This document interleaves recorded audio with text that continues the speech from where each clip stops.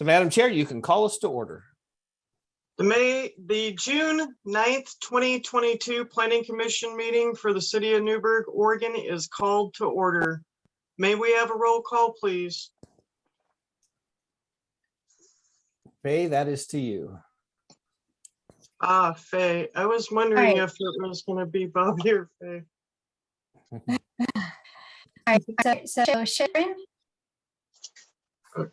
Is Sharon? Yes. Charles? Hello. Charles? Yes.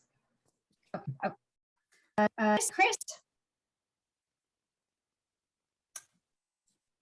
Chris? Yes. Here. All right. Jeffrey? Present. Jason? Yep. Here. Connor is out. Linda? Don't see her. And Aiden? Here. Is Jessica Harrington here? Jessica, are you out there? Are you under Ryan Thomas? Jessica is no longer part of the thing. It's Linda That's now. right. Yes, Okay, Linda. so Linda. Okay. I will cross that off my list. Thank you. And is Linda on? I don't see her yet. Okay, well, we've got 6 out of 8, so You have a quorum. we have a quorum. All right, at this time, I would like to open the public record for any comments not on tonight's agenda.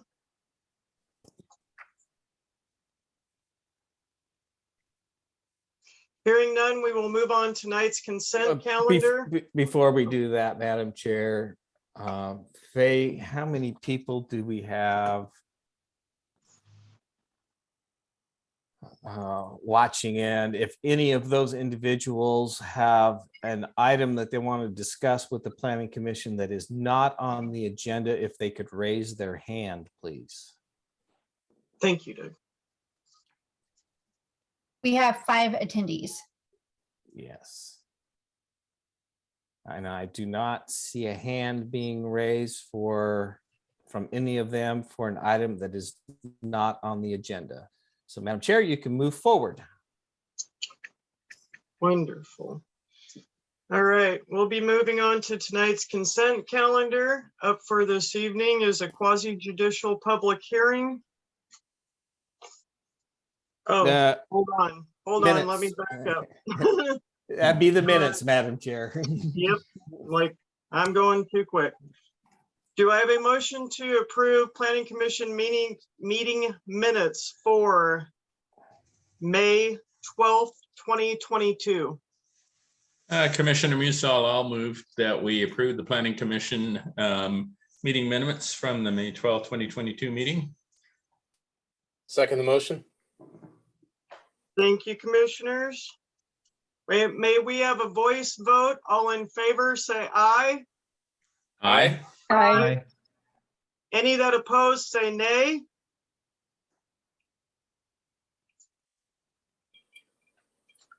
All right. We'll be moving on to the quasi-judicial public hearing. At this time, I would like to call for any extensions. Madam Chair, you don't need to do that. We've already done that portion back on May 12th. Okay, I'm sorry. And I already asked you about that too. At this time, I would like to hear from the applicants. So, Madam Chair, if I may, so where we're at in the process is on May 12th, we took public testimony. There was a request to continue the hearing and for the record to be left open for 7 days. You did that. That left the record open for 7 days for additional public comments. That information is included in your packet. The applicant then had an additional 7 days to provide a response to the public comments that have been submitted. That is included in your packet. So we are now at the point where there is rebuttal from the applicant. Following a rebuttal from the applicant would be closure of public testimony, and then we would move into planning commission deliberations. Wonderful. Thank you very much for that. At this time, I would like to hear rebuttal from applicant. So here I'll jump in again, Madam Chair, is Mercedes will provide some brief comments at the beginning, and then Matt Hugart will provide additional comments in their rebuttal components of this, and they have 15 minutes. Yes. Thank you, Doug. All right, thank you, Doug. And thank you for your time tonight, commissioners. We understand the concerns from the neighbors that have been expressed, primarily regarding the closing of Benjamin Road. We discussed the design alternatives in our presentation at the previous hearing, and following that hearing, we have provided written response to the public comments received, as well as a Benjamin Roads alternative study that was provided by Kittleson and Associates. Matt Hugart is going to provide a brief summary of this study for you all tonight. Yeah, hi, everybody. Matt Hugart, Kittleson and Associates, the developer's transportation planner and traffic engineer for the project. In your packet, we had produced a letter on behalf of the city. It's dated May 19th, 2022. And it's essentially a letter that just provides a very high level overview of the multitude of circulation and access scenarios that the project team had reviewed to some degree of detail. We produced this at the request of the city just to summarize all of the high level issues, constraints and opportunities and concerns that any number of concepts generated. And it's not meant to be an exhaustive list of every single concept that was considered, although there were many more. There's slight variations on each of these that could be considered in each case, but the ones presented in that memo is really supposed to represent the highest and most significant types of scenarios that were considered. Without going through every single one of these, I'd like to make mention that the project team working with the city to try and balance the needs of the project from a design perspective, as well as meet and address the city's own policies regarding functional classification, local street connectivity, and other circulation-based policies. Each of these was an attempt to address those concerns or address those policies and come up with a solution that would result in the least amount of impact and cost and alternative circulation scenarios that would influence and impact the flow of multimodal traffic in the area. If you're reviewing that packet, the first generalized concept we came up with was connecting Willackenzie and Jory Street to Benjamin Road. And can we accomplish that and still keep Benjamin Road open to traffic? And there's any number of reasons why it's very difficult to do that. Many of them are safety based. Many of them are policy based in the sense that, making those connections and keeping traffic open the way it is and just simply connecting the local streets generates traffic flow and traffic circulation conditions that are incompatible with the city's own plans for the larger Crestview Green and Crestview Crossing developments. They also have safety generating concerns, and in some cases they generate the need for improvements, such as a right turn deceleration lane from the highway onto Benjamin Road that are not easy to obtain. In other words, the construction of a right turn lane would not only require additional right-of-way, but it would require and necessitate impacts to the adjacent pond and be very costly to construct. And in recognition that, looking out into the very long-term future with the bypass, and we recognize that the bypass is not imminent, but we certainly don't want to build things that aren't going to be compatible with it in the long run. So trying to balance all those things together, we just couldn't come up with a scenario that adequately connected Willackenzie and Jory Street to Benjamin and leaving Benjamin as a full access scenario.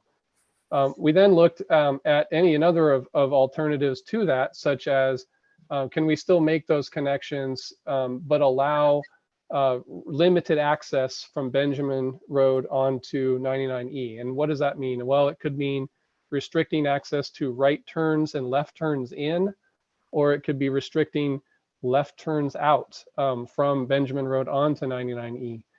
And it's hard to visualize, but anytime you restrict access, you most often always have to have some kind of physical median or barrier in the highway to restrict those turns. Otherwise, signage typically isn't enough to encourage traffic in the way you want them to travel. So the construction of medians and reconfiguration of the intersection would likely impact access to properties not concerned with this particular development, such as the properties on the other side of the highway, which would have their access restricted by the construction of medians. So again, and it doesn't take away from the fact that you might still have to consider deceleration lanes from the highway onto Benjamin Road. So again, that brings into the cost and the environmental impacts that I don't think anybody really wants to undertake. And I think then just sort of lastly, with consideration to the applicant, or sorry, to the concerns of the neighbors along Benjamin Road, you know, can we come up with a scenario that still allows Benjamin Road some limited form of access? And the second to last concept that was in that memo shows what one of those solutions might look like. And again, there's any number of ways that this could be conceived. But the most likely version is included as second to last concept. And again, we came up with the same sort of circulation and improvement constraints that we've been concerned with this whole time. And there just isn't the way, wasn't a scenario where the local circulation needs of the city and the development could all mesh nicely without creating the same levels of impact and safety concerns, which ultimately led to the circulation concept that's been pushed forth with the development application, which is to realign Benjamin Road into Jory Street. Now, we understand that it creates some out of direction travel for some of the residents and the businesses along Benjamin Road, but it's not cutting off the access. It's a small redistribution of traffic, roughly, I think, 1 mile in the worst case scenario. And we don't discount that. It is a reality, but the access is still there. The connections are still there. And quite frankly, realigning Benjamin Road into Jory Street does provide a much safer access from Benjamin Road onto Highway 99E, which today is an unlighted, unimproved intersection that quite frankly has some safety related history and concerns associated with it. And simply realigning Benjamin Road to Jory Street will significantly improve that safety by connecting to 99E at a fully functioning traffic signal, and doing so in a way that not only accomplishes the needs of Crestview Crossing and Crestview Green, but it still provides access to Benjamin Road. And we understand that it doesn't provide the same level of connectivity that the residents and the businesses have today.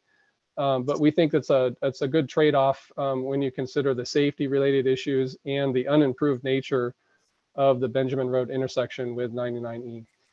So I think that's all I need to say about that. Most of the documentation of that is included in that memo. And if there's any questions or feedback, I'd be happy to take that now.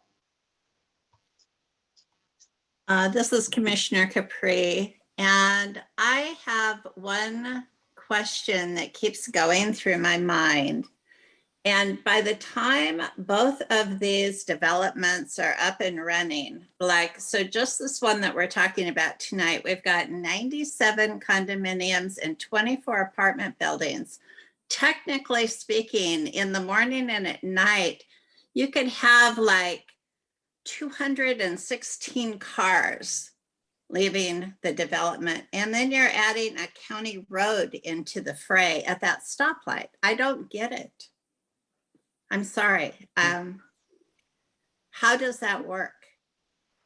Yeah, so it's a good question. It's basically a question of capacity. So when we project the existing demand on Benjamin Road today, as well as the future traffic generated by not only Crestview Crossing, but Crestview Green, your fundamental question is, does the future signalized intersection at the Providence intersection have the capacity to absorb all that demand?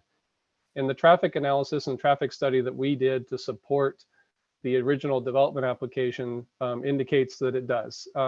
It's not going to be an intersection that is free flowing all the time. It's certainly going to have its peaking characteristics, particularly in the morning when there's a lot of exhaling of traffic from the subdivisions, as people travel to school and to their various jobs and other destinations. And it's going to have that same inhaling of that same traffic in the later afternoon, early evening as people return home. But when we look at the capacity of that future signalized intersection and the number of lanes that are being proposed, it does have the capacity to absorb all that demand. Okay, thank you.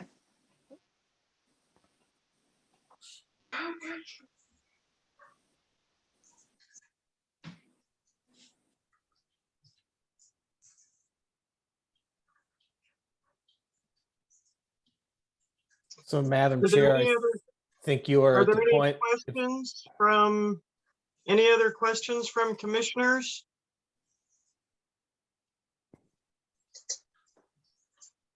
All right, hearing none. I'm going to be closing public testimony at this time. Or hold it. You are correct, Madam Chair. I am correct. You are Mhm. at the juncture in your agenda to close the public testimony. Then your next step is any final comments from staff. Okay, with public testimony closed at this time, are there any other additional comments from staff and recommendations? So staff in its memo in your packet this evening outlined all of the information that is included in your packet, which includes your May 12th original report, the supplemental report that was given to you for May 12th. You have the public comments submitted that came in before 12 p.m. on May 9th. You also have then the information I read into the record at the May 12th. And then you have the comments that were submitted during the 7-day plus 7-day period. So staff would go back to its recommendation that it provided on May 12th, is that the Planning Commission moved to adopt Planning Commission Order 2022-06. So at this juncture, Madam Chair, you are ready to open up deliberations amongst the commission. Yes, at this time, I would like the Planning Commission to deliberate to include and discuss of the criteria of findings and facts. So first I noticed on the PUD, A, B, C, D, E, F, G, and H are met. Do any of the counselors have any comments, concerns that they'd like to talk about for the PUD?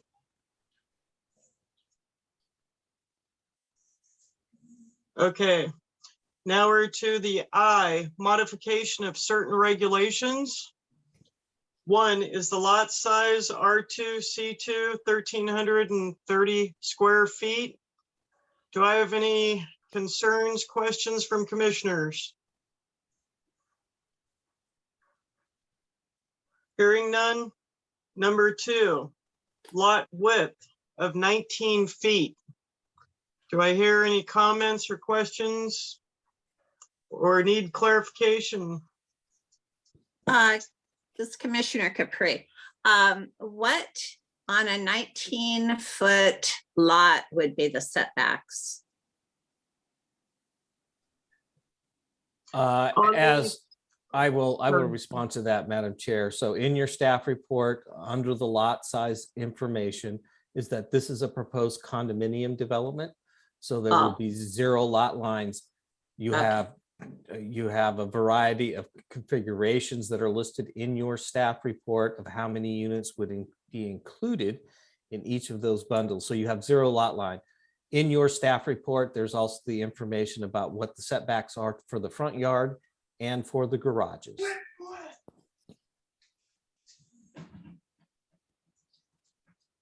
All right. Then one of the other issues is, okay, J is to be evaluated by building permit process as well as K and L. And I know we, can you help guide me through this part, Doug? Well, it depends on where you're at, on which page you're on. I am on the PUD Yep. and, okay. I hate to say this, but I went by your slide presentation. Oh, well, that helps me. I know. Because I happen to have made a copy of that before I left the office today. I love it. You're awesome. Okay. Then we have after. Hold on before we get to that one.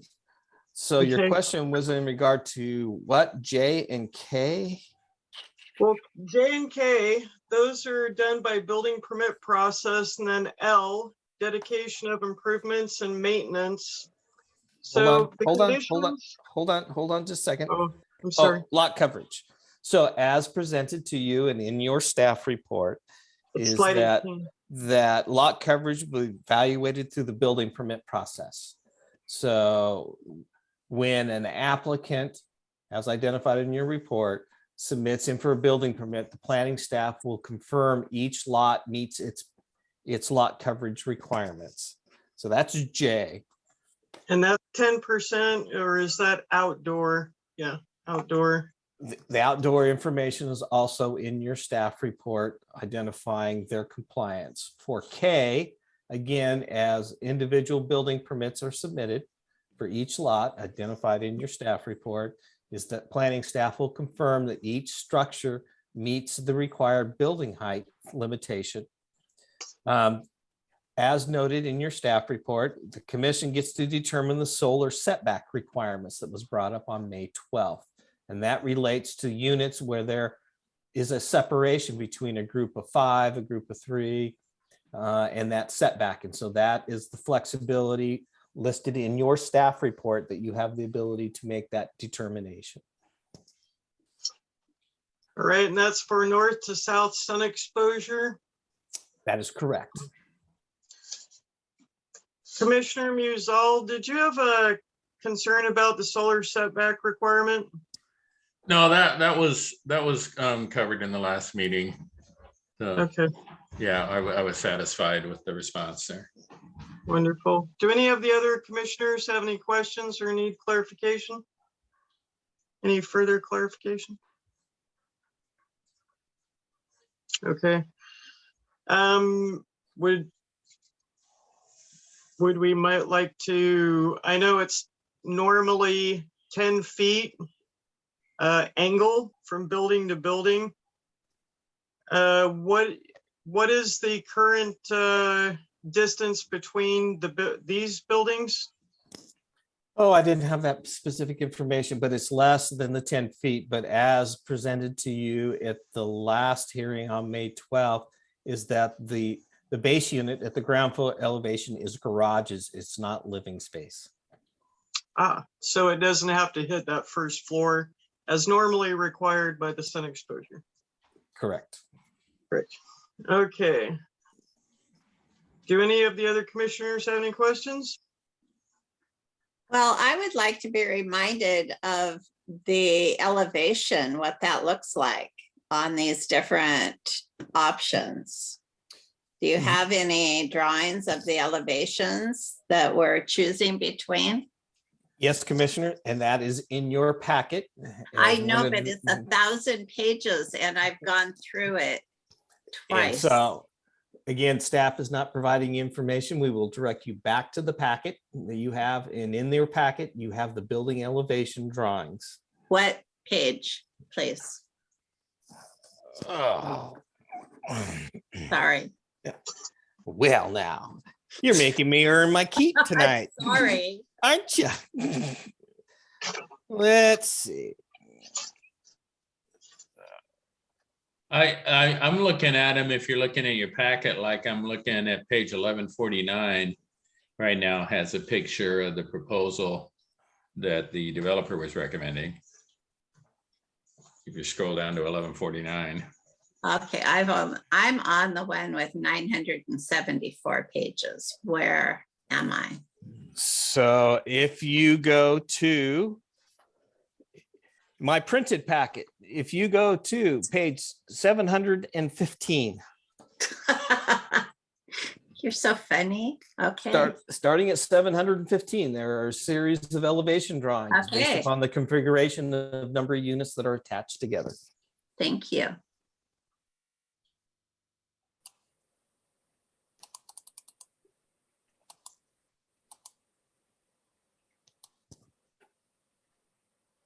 Sorry, I scrolled past it. Okay, here we are.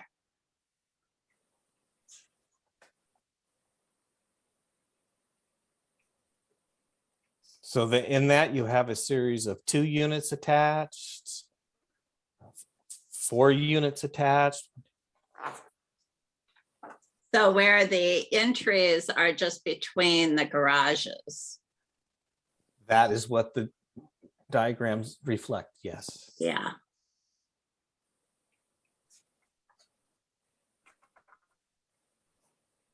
Oh, I see. On a different than what I was looking at. Okay. Okay.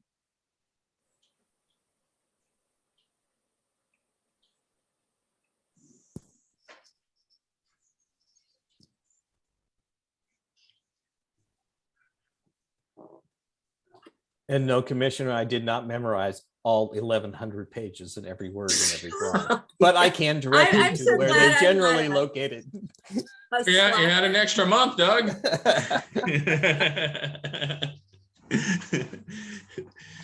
Okay, is there, can I ask you, Doug, a question as to what is the best for livability? That Of is a question configuration. that is a question that is answered in your staff report when it talks about compatibility in the PUD for the particular development. And staff's conclusion is that the compatibility met the particular criteria.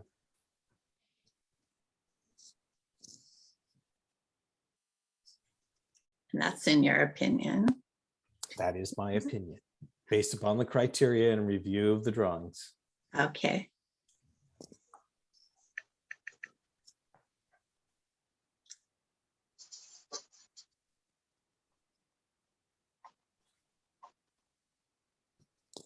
Okay, thank you.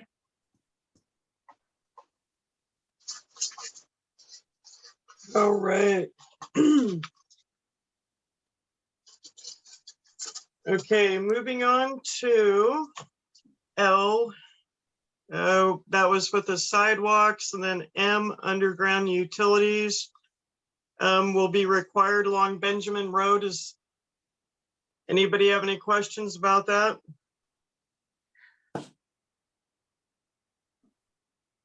Okay.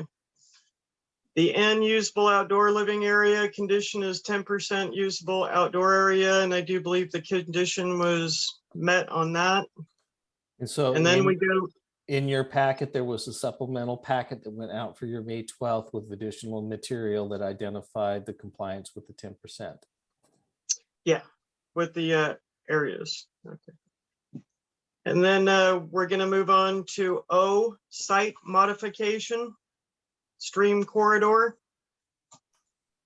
Did they pick option 1, Doug? Again, in your packet, there is a condition that they must comply with the stream corridor. And so there are 2 options that are identified and put as conditions in your packet. The applicant will need to determine which path they want to take. Okay, so does Do we, as the commission, we don't need to deliberate on that? Unless That you is want, really a choice of the applicant. unless you wanted to modify the condition that was recommended by staff. We recommended two options. Yeah, I think we'll stick with the two options that you gave him. Okay, P. Or actually, do any of the commissioners have any other questions on O, site modification?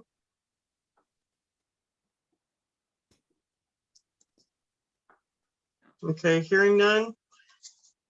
P, completion of required landscaping.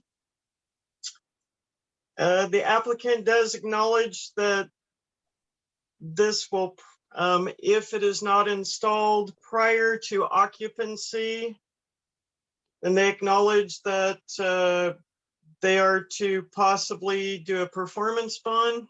I don't think we have anything to do with that as commissioners. And then Q, design standards. Now, does anybody have any questions about the design standards?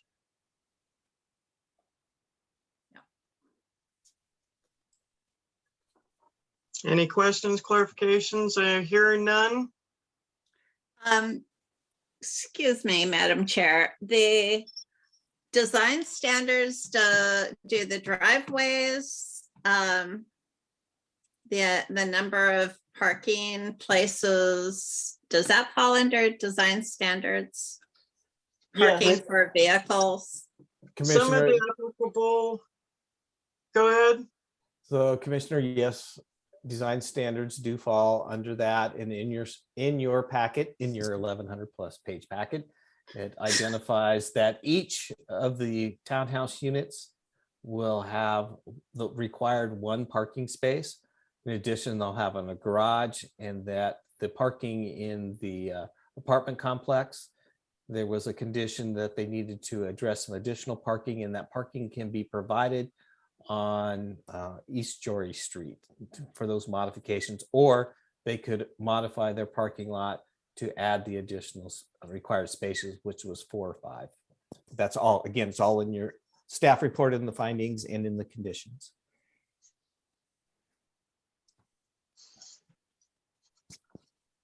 All right. Do any of the commissioners have any other thoughts? Okay, at this time, we'll be closing that, and we'll go to final recommendations of staff.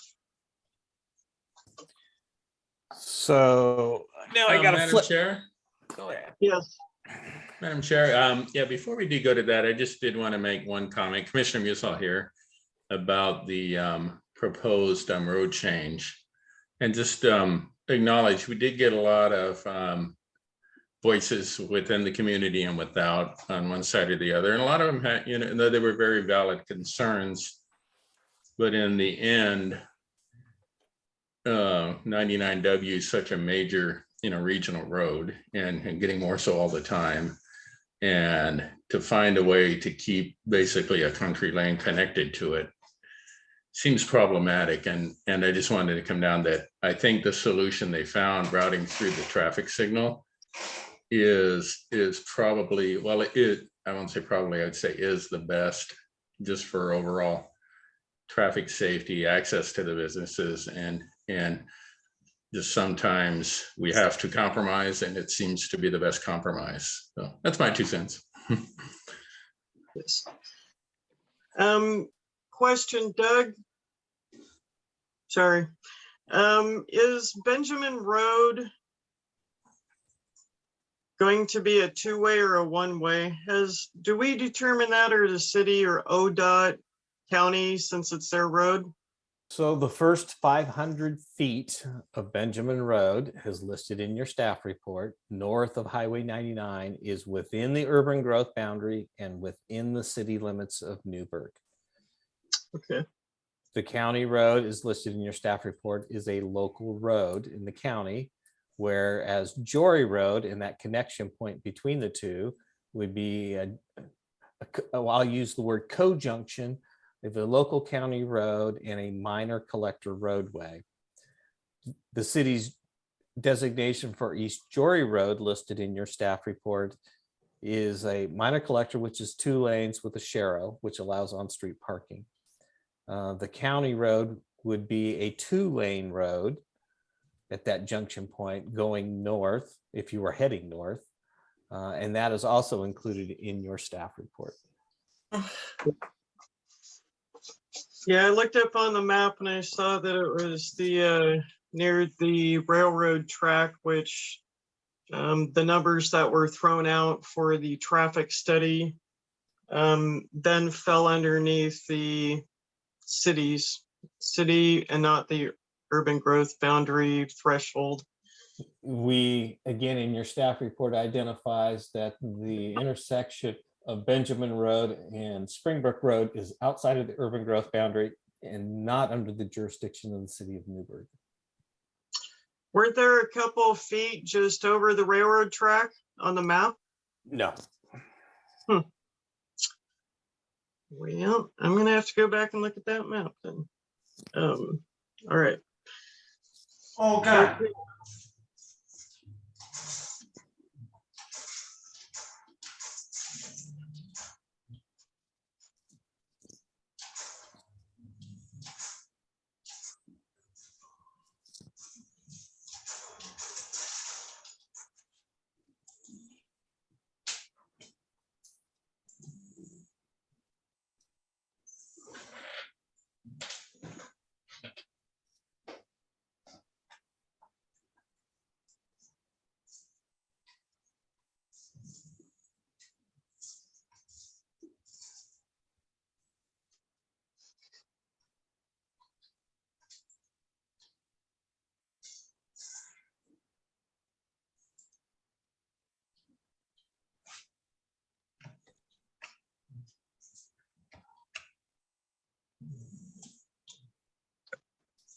So Madam Chair, we're back to you. All right, thank you, Doug.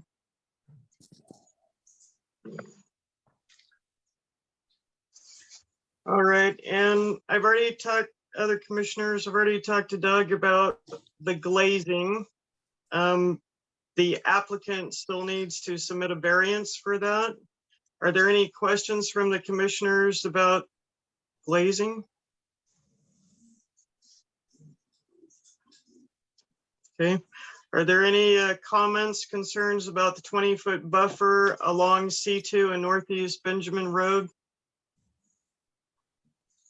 Does anybody feel that buffer should be increased? That's, I know that was a concern. All right, thank you. Okay, so we will need to, all right, we've heard from staff. And we're gonna now make a determination. So Doug, do we need to do them all separately? No, you could do them as one. So as previously stated, staff is recommending the commission adopt order 2022-06. So again, you have all your findings from the original staff report. There were some modifications to the findings that came out in your supplemental staff report for May 12th. All of the conditions that are listed are in the supplemental that went before the commission on May 12th. So Madam Chair, you're at the point is that you could ask for a recommendation or a motion, I should say, you already got the recommendation, but a motion, then you would need a second. Then you could have some additional deliberations if you desire, and then we could call for the vote. The vote would be a roll call vote. Sounds wonderful.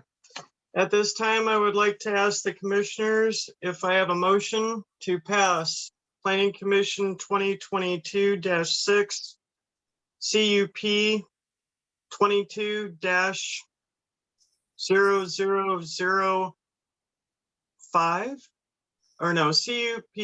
22-001, PUD 22-0001. Do I have to say the, yeah, correct.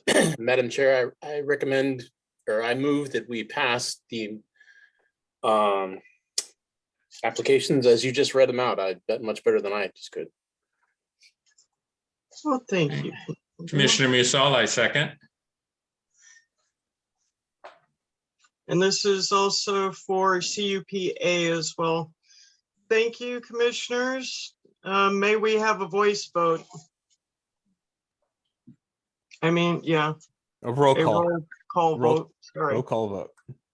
Yes, we Okay, all must have a roll call vote. right. Sharon,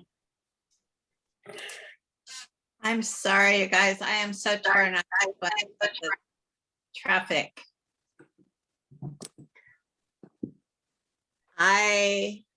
Can I just decline? No, you would have to have a specific reason as to not. I haven't vote. heard, I didn't hear the people that were against the recommendation for Benjamin Road. So, Sorry. Yeah, Commissioner, and so you had the public hearing on May 12th where you took testimony. Yes.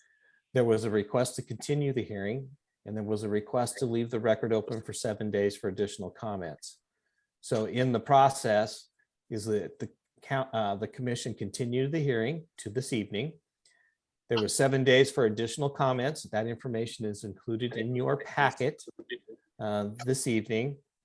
And then there was the opportunity for the applicant to have 7 days to respond to those additional public comments. And so we were at the point in the process for a public hearing of not additional public comments. Those were already allowed verbally on May 12th and in writing in the continuance and the extension for 7 days to allow additional comments.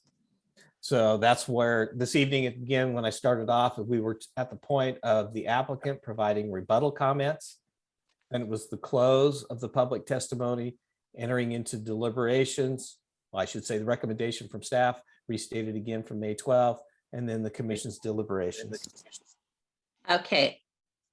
I am going to defer to the study. And you guys have done a lot of work on it. So it just seems an impossible way to route traffic, to me, my humble opinion. So I will say yes.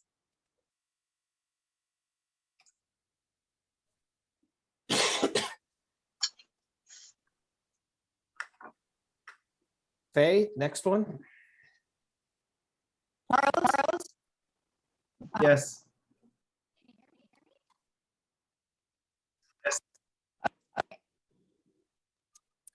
Chris, Can you come back to me, please? okay.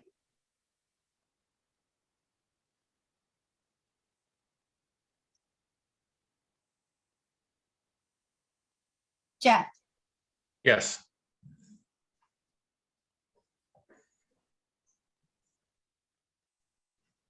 Jason, Is that me? You're kind of garbled. Jason, Thank you. Yes. Eden, Yes. and Chris.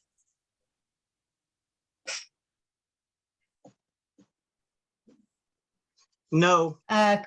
Nope, okay. So with that, the motion passes 5-1. Thank you very much, Commission. CUP 22-001, PUD 22-001 passes 5-1. And then next will be our next CUP. CUP 22-005. It is also quasi judicial. The application owner is Ryan Thomas and Jennifer Goldenberg. Location is at 219 West Levi Way, Planning Commission Order 22-07. Exhibits A, B, findings, and conditions of approval with attachments 1 through 3. And at this time, I would like to call for any extensions, bias, ex parte, or objections to jurisdiction. And Adian Gray, can you read our LUBA announcement?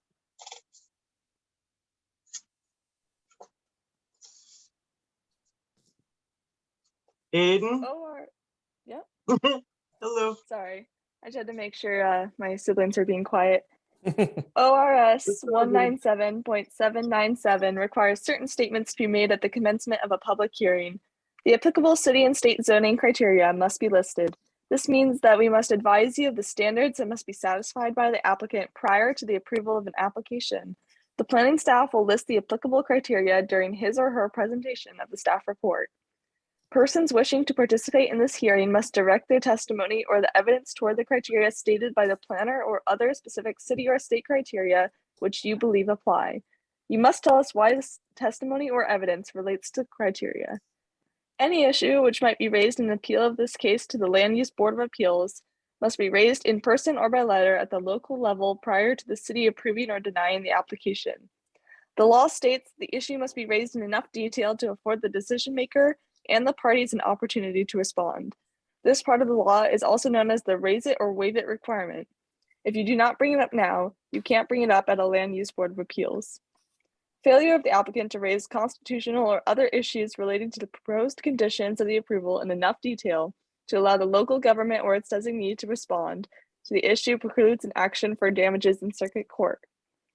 Prior to the conclusion of the initial evidentiary hearing on an application, any participant may request an opportunity to present additional evidence or testimony regarding the application. The Planning Commission will grant such a request through a continuance or extension of the record. Thank you, Aiden. And I'd like to remind the commissioners that the purpose of the Planning Commission will be to review, hear testimony, deliberate, and make a motion on the matter. And testimony procedure, applicant will have a 15-minute time lot. First proponents will have 5 minutes, or not proponents, sorry, second opponents will have 5 minutes. And at this time, I will open CUP 22-0005 for the applicant or owner. It's testimony. So Ashley, this is where you get to give your staff report. Okay, excellent. So I guess if someone could start the slideshow, the PowerPoint presentation. So remember to enter your staff report into the record. Okay.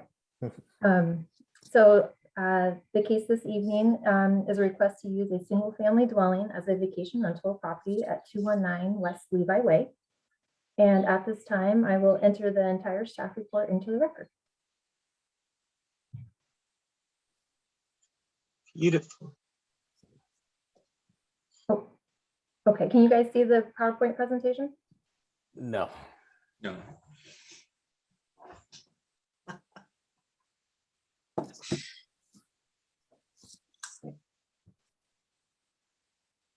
So I'm not sure. I think someone was going to run it. That would either be Faye or Mary. Okay. It's me. I don't have the PowerPoint, so you might have to send it to me. Okay. I do not have it available. to send. Okay, hold on. Okay. I'm not logged into the system. Hold on. Let's see. Or Doug. Always something, isn't it? Always something. Doug's making the money tonight. Oh, yeah, Jason, we've done this a long time. Is that an old joke? No, Jason, that's a young joke. Come on, work with me here. But All right. come on, work with me here.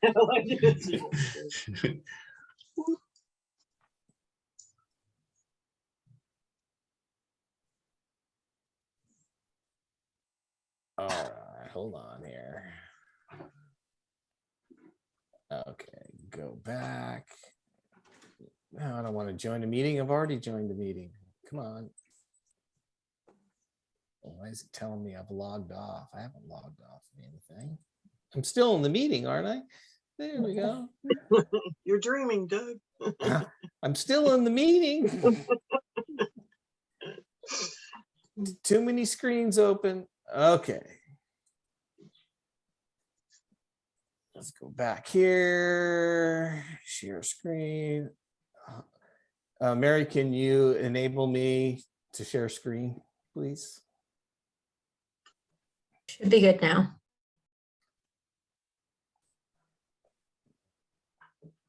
All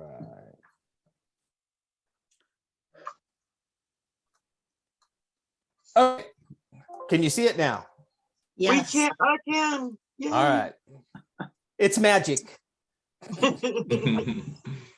All right, Mary.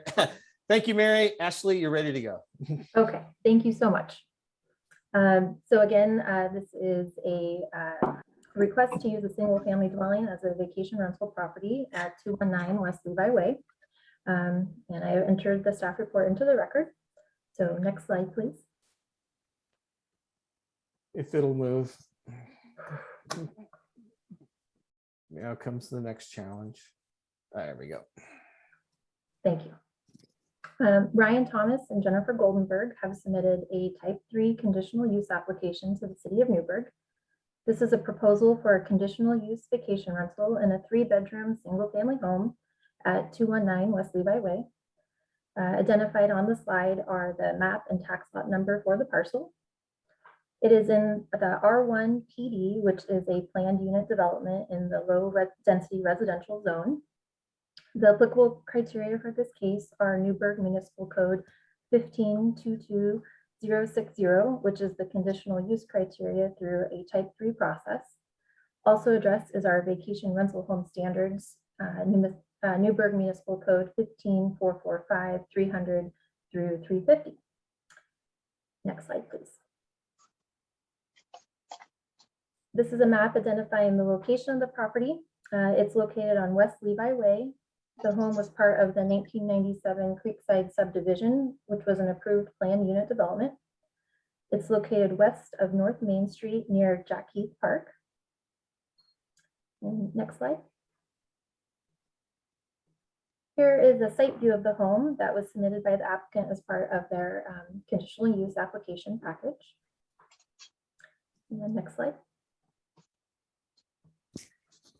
So first addressed are the conditional use criteria 15225-060, which applies to the location, size, design, and operating characteristics of the proposed use. Like I said, the home is located in the Creekside subdivision next to other existing single-family homes. The use as a vacation home provides similar function to that of a residential owner-occupied home in both design and operating characteristics. Next slide. Subsection B addresses that the proposal will provide functional living, working, and additional activities and be maintained similar to its surroundings. Subsection C confirms whether the proposal will be consistent with the previous mentioned code sections. The details of these criteria findings are outlined in your staff report. But to summarize, the location is attractive for a vacation rental given its proximity to downtown, the neighborhood and regional attractions, distance from George Fox University, and access to pedestrian and bike-friendly paths. Furthermore, the applicants have stated that the home will be visually maintained to remain consistent with neighboring properties. It is determined that the use of a vacation rental would be compatible with other residential uses in the area, which are both owned and rented. Next slide. Next, I'll review the vacation rental standards, 15,445,300 through 350. The vacation rental must be a single family dwelling, which 219 West Levi Way is. The owners will need to register with the city for the transient lodging tax. This tax will be 9% of the rent charged by the operator and will be used for the promotion and development of tourism and visitor programs for Newberg. Criteria 330 are vacation standards require that 2 off-street parking spaces be provided. A correction does need to be made in the staff report and to this slide. It was noted that 2 off-street parking spaces were provided in the driveway, but that is incorrect. It's actually 1 off-street parking spaces in the driveway and 1 off-street parking space in the garage for the total of 2. The standards also state there might be only 2 guests per bedroom, and this is a 3-bedroom home, so the maximum occupancy for the vacation rental will be 6. The operators cannot have or include as part of the vacation rental the use of RVs, tents, or temporary shelters. The applicant's narrative acknowledged all of these standards will be adhered to. There's a requirement that the applicant will post near the front of the door a local contact number for the owner or manager, contact information for the police, what the vacation rental standards are, and what the maximum occupancy is, and what day the garbage pickup will occur. These specific details can be found in your staff report, and again, the applicant's narrative acknowledges that this will be done. Lastly, the owners have acknowledged that there is a complaint process with the city, which includes the potential to have this approval revoked if complaint issues remain unresolved. Next slide. Staff's recommendation is the Planning Commission adopt Order 2022-05, and that concludes staff's presentation.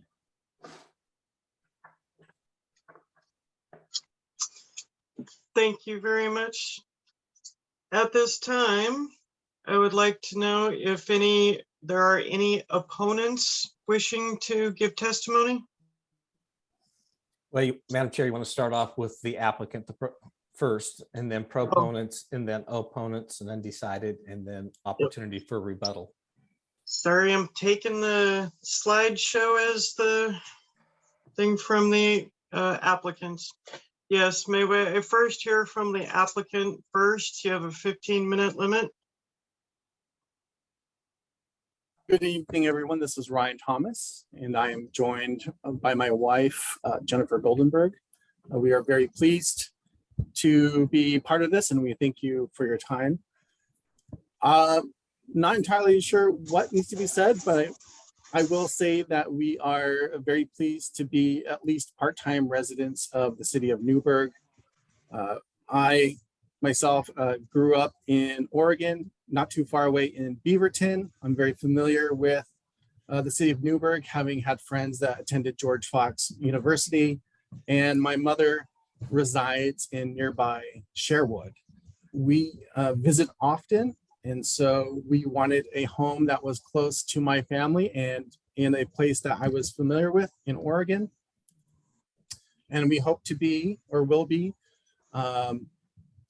using the home often throughout the year. And when we are not, we intend to use it as we are applying for as a short-term rental, and with the hope that we will attract visitors to the city of Newberg that will take advantage of everything that the city has to offer, and families that may be seeing their children off at the George Fox University as well. Again, we're very excited to be residents. We fully intend on being great citizens, and we want to be involved in the city of Newberg, and we want to be even better neighbors. So again, I appreciate your time. Thank you all. Thank you. Are there any questions from commissioners to the applicant?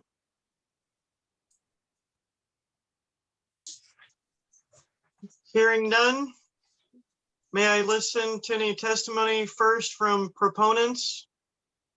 Do we have any proponents to speak this evening? So this would be the opportunity, Madam Chair, if there's somebody who wants to speak as a proponent or an opponent, is to raise their hand and Faye can promote them. Okay. Yes. Anybody raising their hand, Faye? I see no one. Okay. Wonderful. Then we will hear no testimony because there is none. And now the commissioners will deliberate on CUP 22-0005. Commissioners, do you have any thoughts, concerns on this? Commissioner Musall, just said it looks like a pretty straightforward application for a vacation rental, and I see no reason to disapprove it.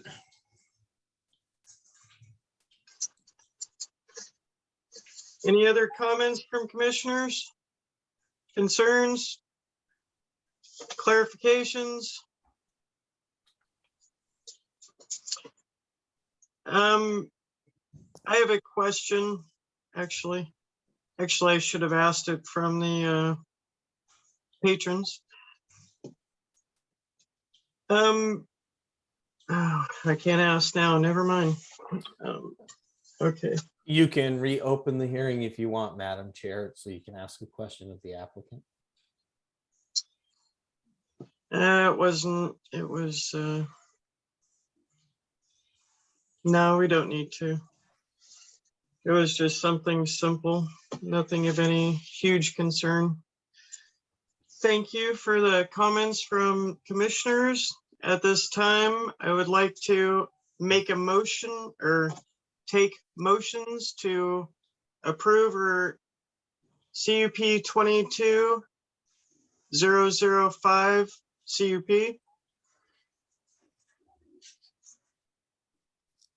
Commissioner Musall, I move to approve conditional use Do I have a permit second?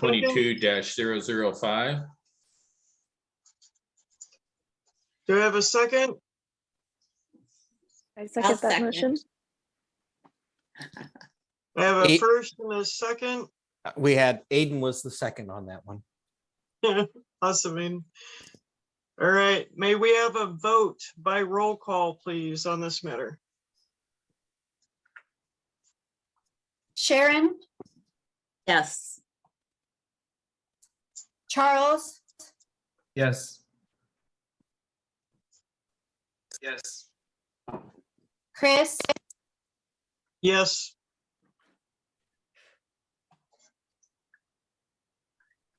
Jeff, Yes.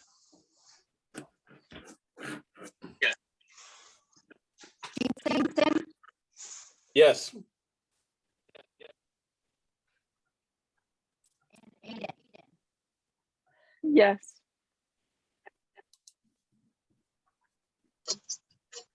So the motion patches 6-0.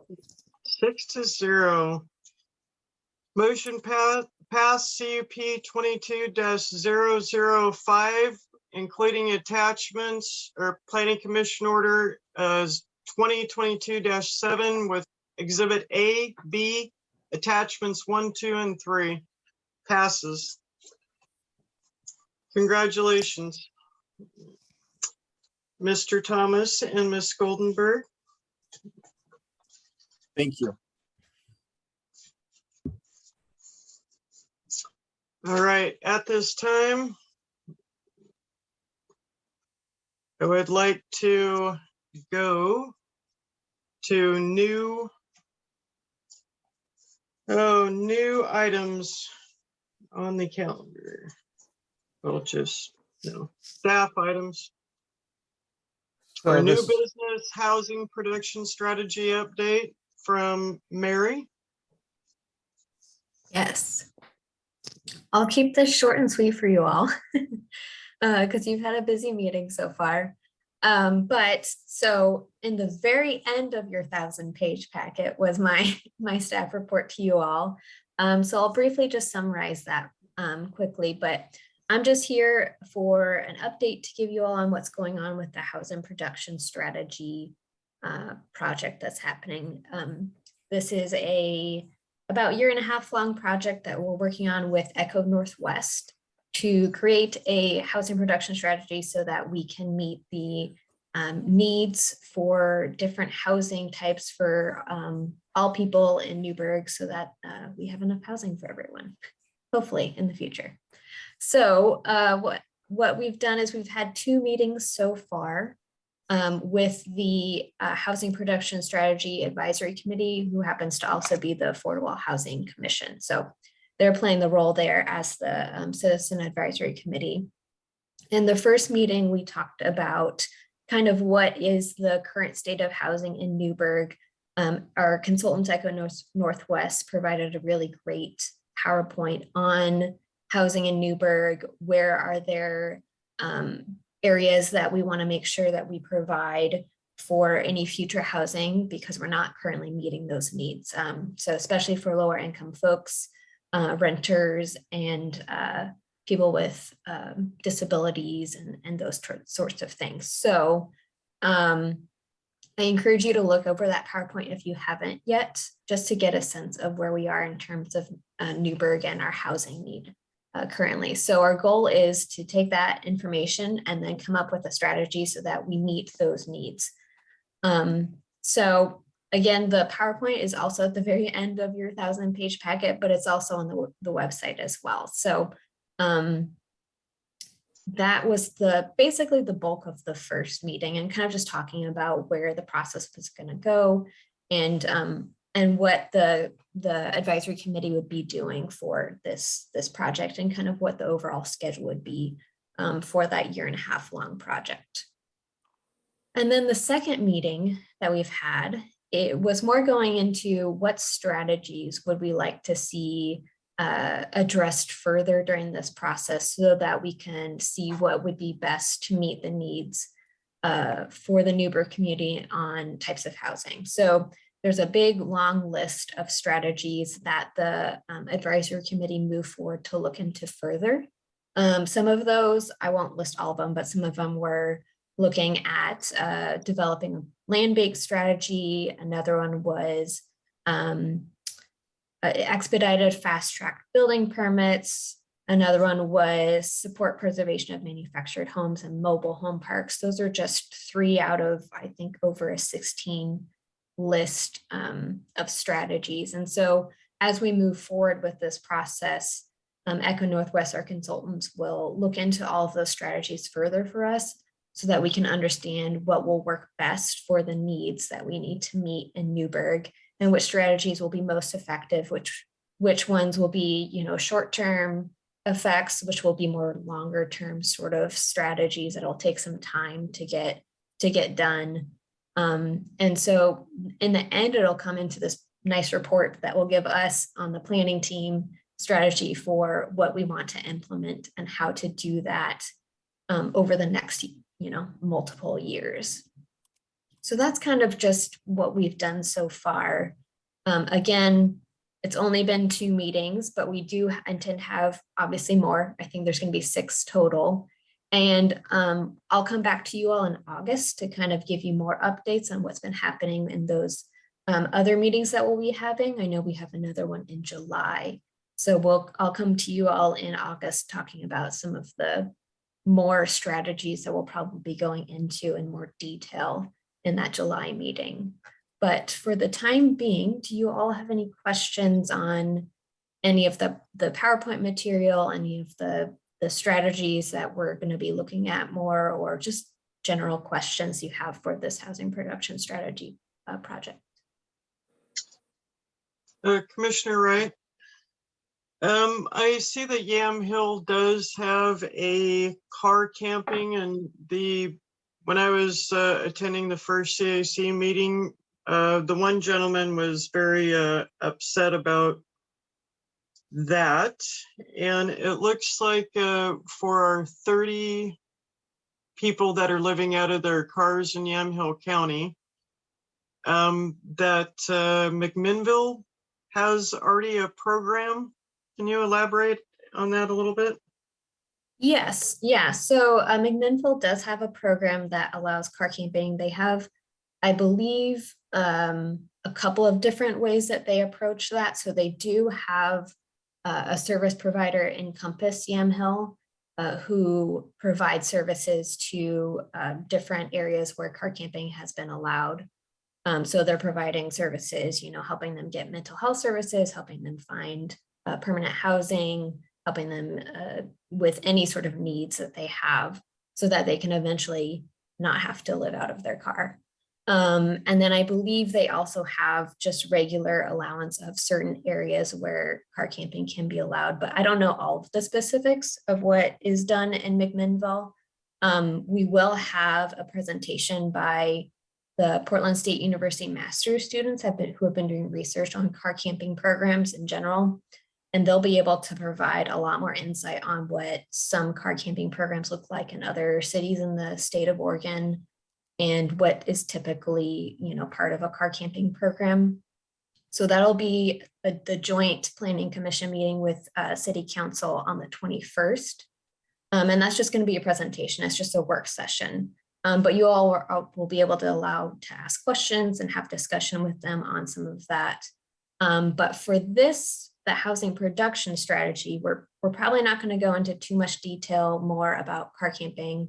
I don't believe that was one of the strategies we looked at further or put on there to look at further, but it is part of, you know, housing and trying to figure out, you know, how are we going to help them get into permanent housing as well. So it's part of the overall strategy, but it's not going to be a big focus for this housing production strategy report.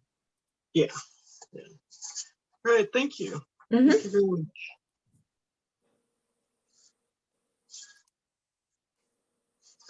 Are there any other comments or questions from commissioners?